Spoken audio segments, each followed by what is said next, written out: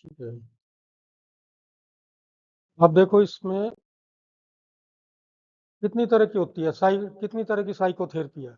आप देखोगे तो इंडिविजुअल है, व्यक्ति से रिलेटेड है, ठीक है, इंटरपर्सनल है, फिर बिहेवियर थेरेपी है। बिहेवियर थेरेपी किन में काम आती है? मेंटल रिटार्डेड में, दिव्यांगों में, या जो ज़्यादा गुस्सा करते हैं, एग्रेशन जरूरत से ज़्यादा है, कंट्रोल नहीं कर पा रहे। और उसके बाद है ग्रुप थेरेपी और अदर सोशल साइकोथेरेपी, ये अभी जो न्यूली इंट्रोड्यूस्ड है। ठीक है। तो इसमें इंडिविजुअल थेरेपी में क्या करते हैं हम? सबसे पहले सबसे पुरानी जो है ये साइको एनालिसिस थी। इसके अंदर क्या करते थे? फ्रायड जो है हिप्नोटाइज करते थे, हिप्नोटाइज करते उनके अंदर की भावनाएं निकाल देते। अब एब्रिएक्शन किसको कहते हैं? कि आदमी जब हिप्नोटाइज में चला जाता है तो स्वतंत्र हो जाता है उसका ब्रेन, जो भी कुछ आता है वो बोलता रहता है, वो रिकॉर्ड करता रहता है। रिकॉर्ड करने के बाद उसके पास रियलिटी आ जाती है कि इसके अंदर क्या था। परंतु उसमें समय बहुत लगता था, 3 घंटे भी लग जाते थे, 4 घंटे भी। तो ये ज़्यादा अनकवरिंग रही, थोड़े समय तक चली, फिर ये खत्म हो गई। उसके बाद आई है बिहेवियर थेरेपी। ये क्या कहती है कि जो हम काम करते हैं वो उसका परिणाम है, रिजल्ट है। तो वो परिणाम किस तरह से होता है? वो कैसा होगा? सिस्टमेटाइज भी हो सकता है और डिसिस्टमेटाइज भी हो सकता है। तो उसको हम क्या करते हैं? बिहेवियर को मॉडिफाई करते हैं। मॉडिफाई करने के लिए क्या है? बातचीत से नहीं होता। बिहेवियर थेरेपी के अंदर सबसे बड़ी चीज क्या है? कि इसमें कई मेथड है। देखो आप, एवर्जिव थेरेपी है, असर्टिवनेस ट्रेनिंग है, कॉग्निटिव बिहेवियर थेरेपी है, इंक्लूसिव थेरेपी है, पॉजिटिव रेनफोर्समेंट है। और अब जो रेनफोर्समेंट जो है वो एआई टेक्नोलॉजी जो आई है ना, जिसको तुम आजकल देख रहे हो बहुत ज़्यादा, रील में देखते हो, एआई टेक्नोलॉजी से आपका चेहरा बनाया और कुछ का कुछ कर दिया, वो इस रेनफोर्समेंट टेक्नोलॉजी के कारण हुआ। ये भी साइकोलॉजी के कारण डेवलप हुआ है और बहुत ज़बरदस्त है ये साइंस में। इसके बाद है रेस्पॉन्स शेपिंग है, मॉडलिंग है और टोकन इकोनॉमी है। ये सारे बिहेवियर थेरेपी के पार्ट हैं। अब टोकन इकोनॉमी में क्या करते हैं कि आपका व्यवहार हमने सुधारना है तो कुछ तरह के टोकन्स दे देते हैं, वन बाय वन करके। मॉडलिंग में क्या करते हैं? आप उसको अच्छे, आपको जो हीरो अच्छा लगता है उसी तरह से उसकी मॉडलिंग कराते हैं। और कॉग्निटिव बिहेवियर थेरेपी में क्या है कि आपके सोचने विचार को हम आपके व्यवहार से रिलेटेड करते हैं। तो ये टिपिकल है। इंटरपर्सनल रिलेशनशिप में 3 ही आती हैं: मैरिटल थेरेपी, फैमिली थेरेपी और ट्रांसैक्शनल। ट्रांसैक्शनल कौन सी है? जो आपकी क्लास में अगर जो एक दूसरे के किसी की बात नहीं बनती, तो इसको ज़्यादातर रसिया वाले यूज कर रहे हैं आजकल। रूस वाले जो कम्युनिस्ट विचारों के आदमी हैं वो ज़्यादातर ट्रांसैक्शनल एनालिसिस को यूज करते हैं और बहुत हाई लेवल तक यूज करते हैं वो। फिर ग्रुप थेरेपी आती है। ग्रुप थेरेपी एक कम्युनिटी में काम करती है। अगर जो सपोज करो कि कहीं हमारे पास डी एडिक्शन सेंटर है, तो वहाँ पर जो है उनका नशेड़ियों का ग्रुप बना देते हैं, अलग अलग तरह का, डिफरेंट टाइप का, और उनको उसी तरह से समझाने की कोशिश करते हैं। अदर साइकोलॉजिकल में क्या है? थेरेप्यूटिक आजकल कम्युनिटी का ये अमेरिका में और वेस्टर्न कल्चर में बहुत चल रहा है। जैसे सपोज करो कि आप एक मोहल्ले में रह रहे हो और वहाँ कोई प्रॉब्लम है, तो वहाँ उनको सबको इकट्ठा करके और उनको समझाने की कोशिश की जाती है। 2-3 काउंसलर जाते हैं और उनकी वो क्लासेस लगाते हैं। मिल्यू थेरेपी में क्या है कि एनवायरनमेंट चेंज करना।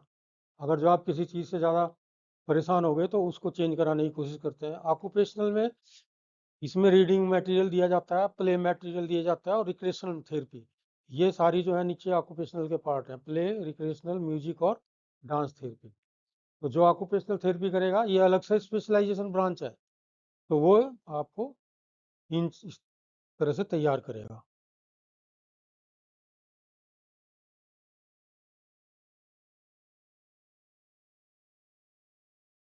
अब इंडिकेशन क्या होते हैं? देखो, ये स्ट्रेस रिलेटेड डिसऑर्डर हो, अल्कोहल और ड्रग डिपेंडेंस हो, सेक्सुअल डिसऑर्डर हो और मैरिटल डिसहार्मनी हो। हर जगह यूज नहीं होती है, देखो ये इन्हीं प्रॉब्लम्स में यूज होगी ये। अब प्रोसेस क्या होता है? Patient is encourage to discover for himself the reason for his behaviour. हम उसको उसी के शब्दों में कहलाने की कोशिश करते हैं कि वो अपने आप अपनी प्रॉब्लम को बताए और उसका समाधान करे। हम केवल उसके हेल्पर होते हैं। इसका एक बहुत बढ़िया एग्जाम्पल है, अमेरिका में एक आदमी को अपनी वाइफ पर शक हुआ कि इसके मल्टीपल रिलेशन है। तो वो साइकोलॉजिस्ट के पास गया। वो कहने लगा, ठीक है भाई, तेरी वाइफ को मैं अपने साथ रखूंगा 1 साल के लिए। वो उसने अपने पास रखा, सेम फैमिली लाइफ चलती रही।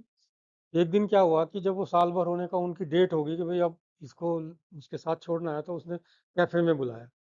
अब कैफे में बुला करके वो उसको किस करने लगा, उसने उसके बड़ी जोर से मारा। उसकी वाइफ ने साइकोलॉजिस्ट के बड़ी जोर से चाटा मारा। तो उसका हस्बैंड को विश्वास हुआ, कहने लगा हाँ भाई ये तो सही थी और मैं गलत था। तो देखो कितना टाइम लगा। तो साइकोलॉजिकल थेरेपी में कई बार बहुत टाइम लग जाता है करेज करने में, कि उसको समझाने में। कई लोग ऐसे अड़ियल होते हैं, वो समझते नहीं है। तो ये एक इसका एग्जांपल है। Therapist listen to the patient and offer explanation advice when necessary. वही है ना कि उसकी वाइफ को उसने समझा करके अपने पास रखा। वो रिलेशन थोड़ी था, केवल यही समझाने के लिए कि भाई ये सही है और तू गलत है। फिर by this he help the patient to come to a great degree of understanding of self. अब उसको क्या हुआ कि उसको रियलाइज ही नहीं हुआ।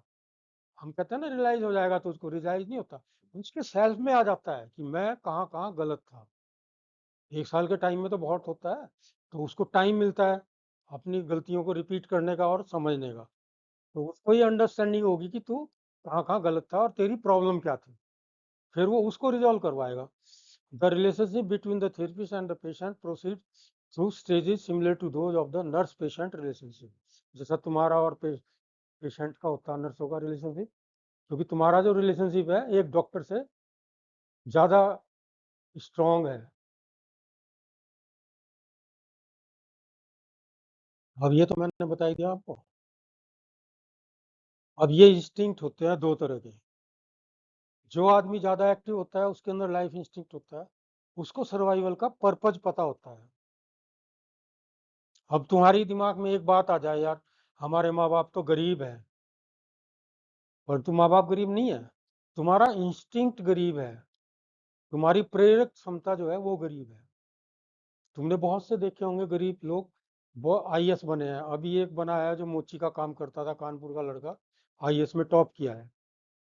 तो बताओ उसको कहाँ से सुविधाएं मिली। उसने अपने आप सर्च की, न्यूज़पेपर पढ़ पढ़ के ही उसने आईएएस क्रॉस कर दिया।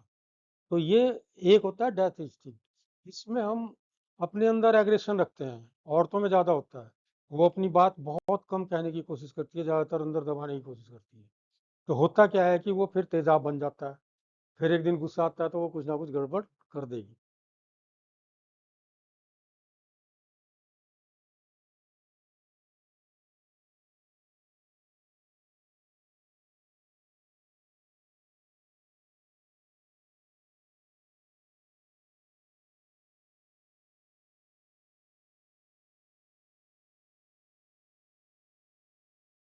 सपोर्टिव थेरेपी है। एक होती है इंडिविजुअल थेरेपी, एक होती है सपोर्टिव थेरेपी। सपोर्टिव थेरेपी कौन कौन सी है? ये बिहेवियर थेरेपी जो है, ग्रुप थेरेपी है, ये सारी सपोर्टिव थेरेपी है। इनके अंदर क्या होता है कि patient relieve emotional distress and symptom without proving into the past and changing the personality. कि आपको पास्ट से निकाल के प्रेजेंट में लाने की कोशिश करता है। इसमें टेक्निक क्या है? वेंटिलेशन कराना। आपको ये बताना कि आपकी असली प्रॉब्लम क्या है और इसका कैसे रिजोल्यूशन हो सकता है। एनवायरमेंटल मॉडिफिकेशन करना। अगर जो कहीं वास्तव में द्वंद्व है, कन्फ्लिक्ट है माँ बाप के और बच्चों के बीच में, तो क्या होगा? एनवायरमेंटल मॉडिफिकेशन करना पड़ेगा। उसमें सबकी काउंसलिंग करनी पड़ेगी। परसुएशन करना, आगे बढ़ने की उसको तरकीबें बताना। ठीक है। री एजुकेट करना, समय समय पर री एजुकेशन करना जरूरी होता है। फिर रीअश्योर करना, उसको ये बताना कि तेरा भविष्य जो अच्छा है वो बुरा नहीं है। फिर एक्सप्लेनेशन करना और गाइडेंस करना। गाइडेंस तो हर एक कोई करता है, माँ बाप से लेकर टीचर तक सभी गाइड करते हैं।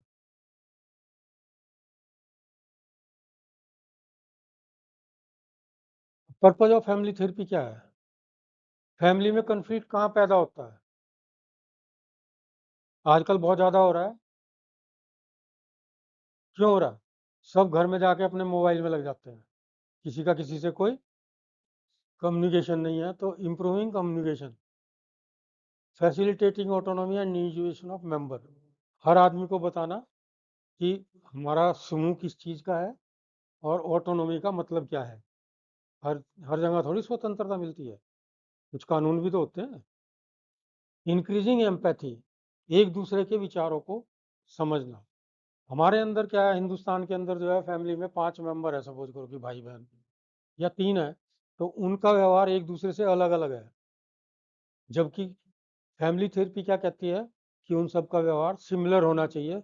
पैदा होने का टाइम अलग हो सकता है, व्यवहार का नहीं। इंक्रीजिंग एम्पैथी इसीलिए की जाती है कि वे एक दूसरे को समझें, डीपली समझें। फास्टिंग फ्लेक्सिबल लीडर, अब उनके अंदर लीडरशिप की क्वालिटी डेवलप करना बहुत ज़रूरी है। हर घर में हर आदमी की थोड़ी चलती है, एक तो लीडर होता है, क्योंकि अगर तो लीडर की गाइडेंस नहीं होगी तो क्या होगा? लड़ाई झगड़े होंगे, समझदारी नहीं, अंडरस्टैंडिंग कहीं भी डेवलप नहीं होगी। Improving role agreement and enactment, अब रोल बताना उनको बहुत ज़रूरी है। भाई है तो उसको क्या रोल है, और बहन है तो उसका क्या रोल है।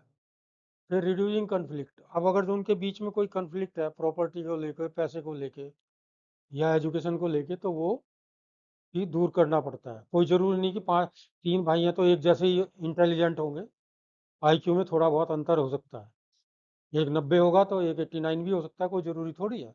परंतु 89 होते ही वो उसकी डिग्री फॉल कर जाएगी। अब एनहेंसिंग इंडिविजुअल टास्क परफॉर्मेंस, ये टास्क देखना भी बहुत ज़रूरी है कि क्या वे काम करते हैं या नहीं करते हैं।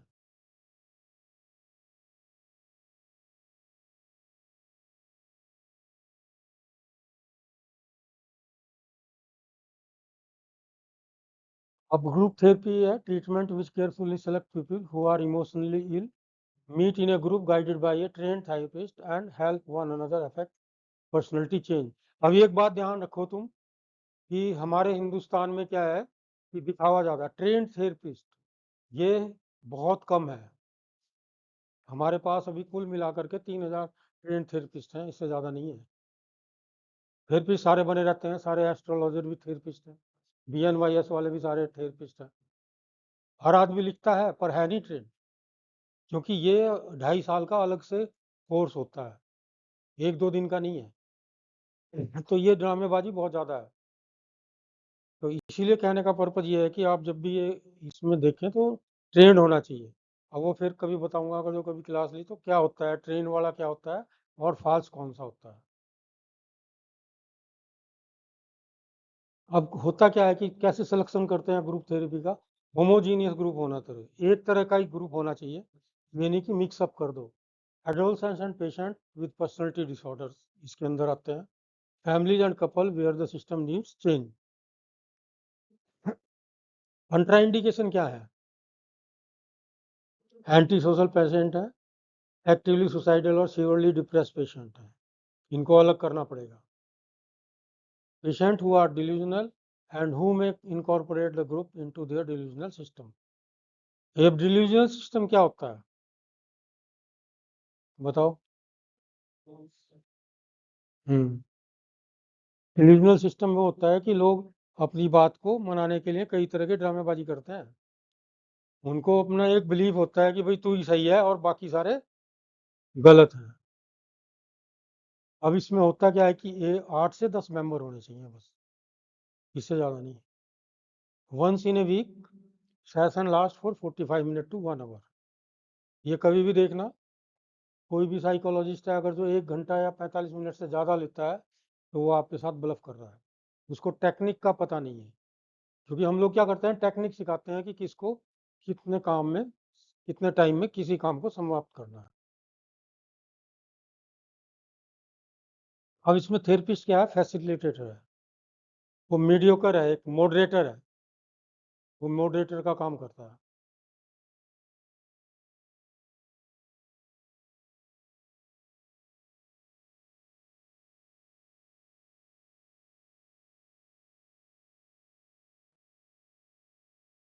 अब इसमें फैक्टर क्या है, शेयरिंग एक्सपीरियंस जरूर होना चाहिए। कई लोग क्या होते हैं कि साइकोलॉजिस्ट के पास जाएंगे, अपने एक्सपीरियंस शेयर नहीं करेंगे, क्योंकि होमवर्क हम लोग देते हैं तो होमवर्क क्या होता है आपकी अर्जिज को पहचानने के लिए, तो वो डिस्कशन करते हैं। Support to and from group member, socialisation किस तरह का है, आप इमिटेट कैसे करते हो, इंटरपर्सनल लर्निंग आपकी कैसी है, ये सब सिखाई जाने वाली चीज़ें हैं। वैसे हिंदुस्तान में इंटरपर्सनल रिलेशनशिप ज़्यादा डोमिनेट करता है, यहाँ ऐसा कोई नहीं है कि वो ना आता हो किसी को।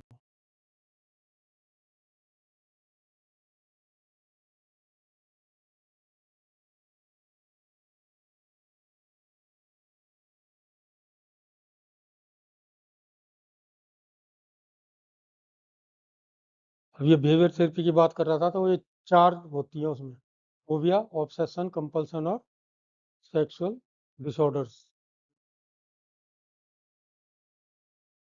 एवर्जन थेरेपी क्या है? डी एडिक्शन है, परंतु इसमें क्या है कि इसमें हल्का सा करंट लगाते हैं, या फिर नशेड़ी को क्या देते हैं, एक दवाई देते हैं जिससे उसकी रिएक्शन होती है।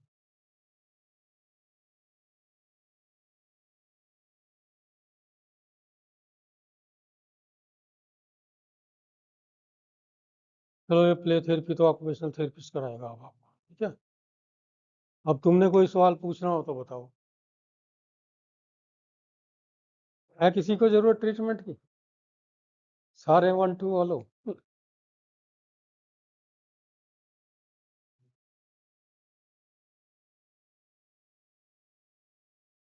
चले?